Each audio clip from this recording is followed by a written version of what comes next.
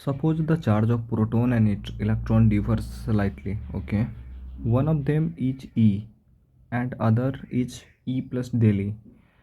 If the net of electric force and gravitational force between the hydrogen atom placed at a distance d, ठीक है, much greater than atomic size, ठीक है, apart is zero, okay, ये भी सही है, then del E is of the order given mass of hydrogen mh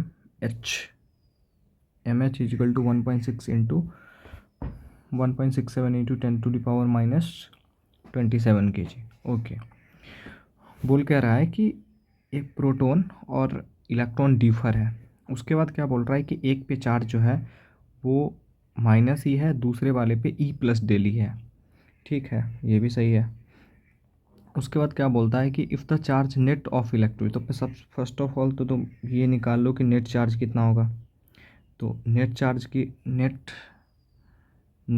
कितना होगा हाइड्रोजन एटम पे, हाइड्रोजन पे, तो एक पे पहला तुम्हारा ई है और दूसरे वाले पे ई प्लस डेल ई है, ठीक है। तो ई ने ई को मार दिया, ये डेल ई हो जाएगा, ओके। उसके बाद क्या बोल रहा है कि फोर्स, ग्रेविटेशनल फोर्स और इलेक्ट्रोस्टैटिक्स फोर्स का जो सम है ना, प्लेस डिस्टेंस कुछ डिस्टेंस पे रखते हैं तो उसका नेट फोर्स जीरो आता है, ठीक है। तो सबसे पहले तो आप ई इलेक्ट्रोस्टैटिक्स निकाल लो चार्ज की वजह से। तो इलेक्ट्रोस्टैटिक्स की वजह से जो फोर्स निकलेगा, क्या फार्मूला होता है, K Q one Q two by R square. तो ये हो जाएगा के, और डेली दोनों के लिए सेम होगा, क्यू वन क्यू टू का R square by D, D R square का वैल्यू डी है, यहाँ पर डी दिया हुआ, ठीक है, डी लिख लो। तो ये वैल्यू आ जाएंगे, ठीक है, इतना इक्वेशन फर्स्ट।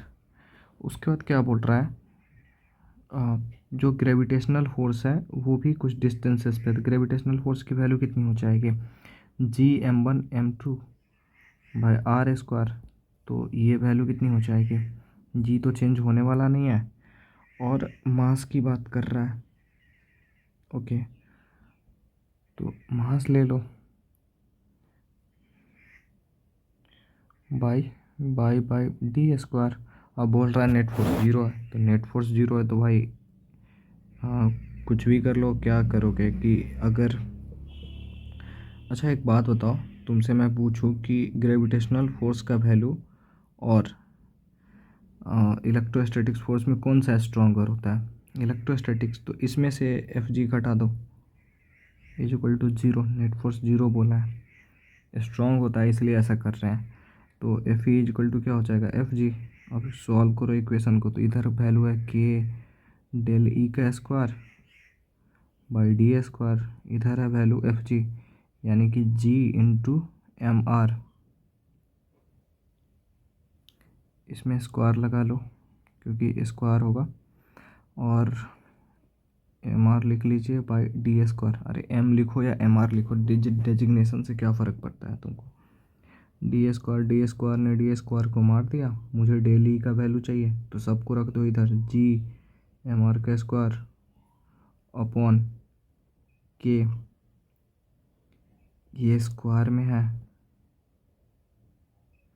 और जब वैल्यू स्क्वायर में नहीं चाहिए तो उसमें रूट में आ जाएगा। तो ये वैल्यू डेली square is equal to root अंदर G into M R square upon के।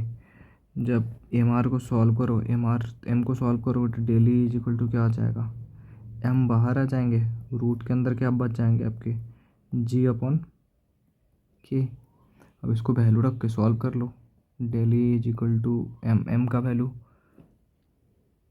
दिया हुआ है already, 1.67 into 10 to the power minus 27 और इंटू रूट जी, जी का वैल्यू आपको पता होना चाहिए 6.67, ये कांस्टेंट का वैल्यू रट के रखना, 10 to the power minus 11 upon ये होता है कितना, 9 इंटू 10 टू द पावर 9।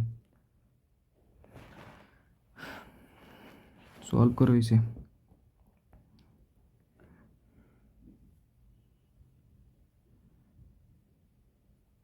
करो सॉल्व। ये 6.67 में 9 से डिवाइड दो पॉइंट में, जब इसको सॉल्व करोगे तो ये वैल्यू निकल के आएगी 1.4437 10⁻⁻37 कूलम्ब।